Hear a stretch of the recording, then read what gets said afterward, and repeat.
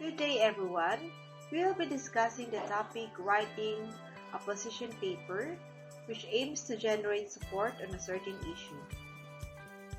At the end of this lesson, you will be able to define position papers, determine the use of position papers, distinguish the different parts of a position paper, and write a position paper.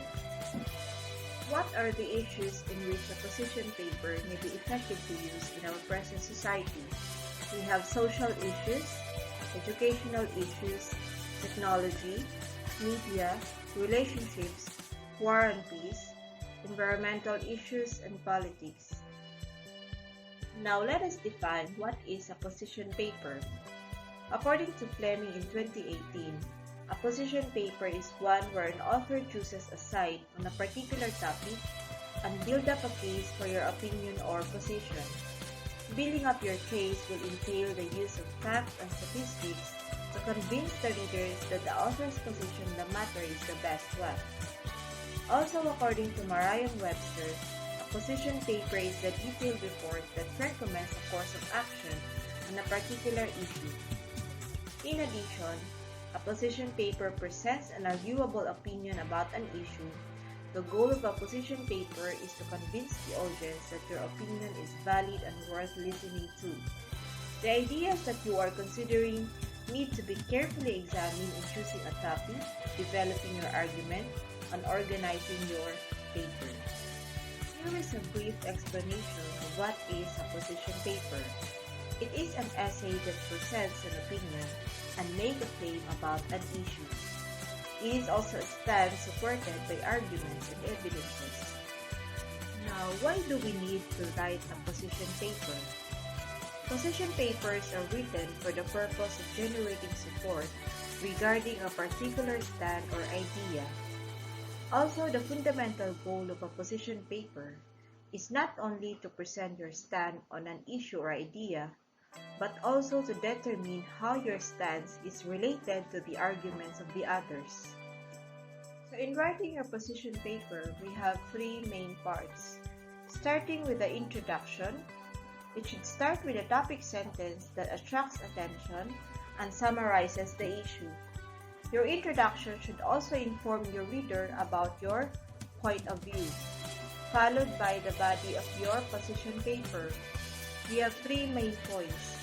First is the general statement of the position, followed by the elaboration that references documents and source data, because position paper entails the use of facts and statistics to convince your reader. And lastly is the past experiences and authoritative testimony. And lastly is your conclusion.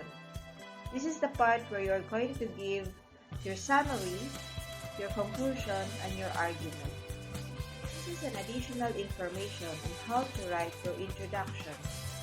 It should clearly identify the issue and state the author's position.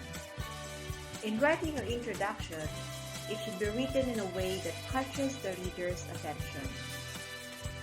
The body of your position paper may contain several paragraphs, but each paragraph should present an idea or main concept that clarifies a portion of the position statement, which is also supported by evidence or facts. Evidence can be primary source such as quotations, statistical data, interviews with experts, and indisputable dates or events. That is why it is highly encouraged that you have to read a lot. Evidence should lead through inductive reasoning to the main concept or idea presented in the paragraph. There are things to remember in writing your conclusion. Conclusion should summarize the main concepts and ideas and reinforce without repeating the introduction or body of your paper. Also, it includes suggested courses of action and possible solutions. How are you going to select a topic for your position paper? First is you have to conduct preliminary research in order for you to write your position paper. It is also important to challenge your own topic by addressing the opposing view and chip away at it with counter evidence. We also have to continue to collect supporting evidence for you to include the supporting evidences in the body of your position paper. This is the reason why you need to read different sources that could strengthen your position. Lastly is to create an outline of your position paper. How to start crafting a well-constructed argument. First is you have to choose a side in a particular controversial issue. It's either you disagree or you agree. Followed by build up a case for your opinion or position. You also have to use facts, opinions, statistics, and other forms of evidence to convince your reader that your position is the best one.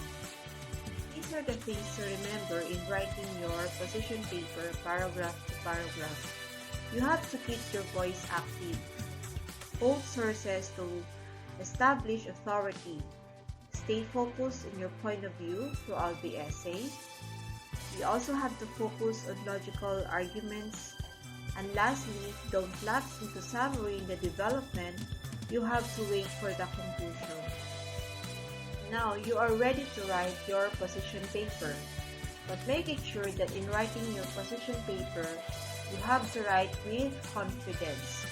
State your opinion with authority. After all, your goal is to demonstrate that your position is the correct one. Be assertive but don't be cocky. State your points and back them up with evidence.